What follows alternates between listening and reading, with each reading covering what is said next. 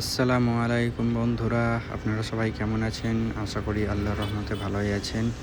তো আজকে আমি এখন সন্ধে 6:30 7টা বাজছে। তো এখন আমি চলে আসছি এসএমবিটি, ব্যাঙ্গালোরে যে এসএমবিটি রেলওয়ে স্টেশন আছে সেখানে। আমি অনলাইনে টিকিট পাচ্ছিলাম না, তাই জন্যে কাউন্টার টিকিট কাটার জন্য চলে আসছিলাম তৎকাল মারার জন্য। সারা রাত ওয়েটিং করে তৎকাল টিকিট কাটার জন্য। তো ইভিনিংয়ে অনেক ভিড় ছিল। এটা হচ্ছে এসএমবিটি ব্যাঙ্গালোর স্টেশনের ভিউটা। অনেকই ভিড় ছিল এই সময়টাতে।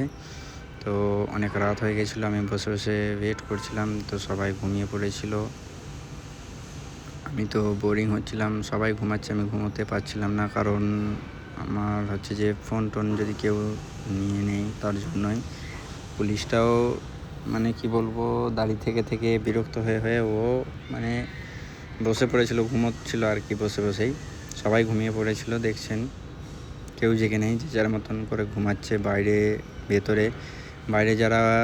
যাদের ট্রেন আছে হয়তো 3টে 4টের সময়, তারা বাইরে ঘুমাচ্ছে, তাদেরকে এই ভেতরে অ্যালাউ করছিল না।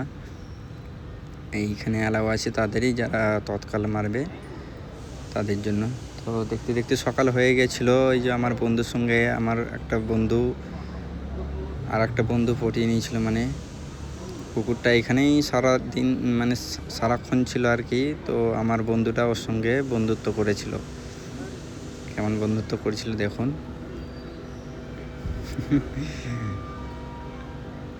দেখুন গাইস, তো কুকুরটা ভালোই ওর সঙ্গে বন্ধুত্ব করে নিয়েছিল। তো আমরা ওয়েট করছিলাম কখন 10টা বাজবে আর কখন টিকিট পাবো। কেননা সারা রাত জেগেই আমরা বসেছিলাম। আমার বন্ধুটা তো ঘুমিয়ে পড়েছিল, আমি জেগে বসেই ছিলাম। শুধু অপেক্ষায় ছিলাম কখন 10টা বাজবে, কেননা আমার ফার্স্ট 1 নম্বরেই আমার নাম ছিল। তার জন্য আমি, নাহলে যদি 2-3 নম্বরে থাকতো তাহলে আমি ঘুরে চলে আসতাম, কেননা টিকিট পাওয়ার মানে কনফার্ম সিট পাওয়ার কোনো চান্স ছিল না। এর জন্যই তো আমাদের টিকিট হয়ে যাওয়ার পরেই আমার ভাই চলে আসছিলো আমাদেরকে আনতে। তো আমার বন্ধুর অবস্থা দেখো, সারা রাত ঘুমিয়েও তারপরে হচ্ছে যে কেমন ঝিমিয়ে গেছিলো। তো আমরা বেরিয়ে পড়েছিলাম টিকিটগুলো নিয়ে।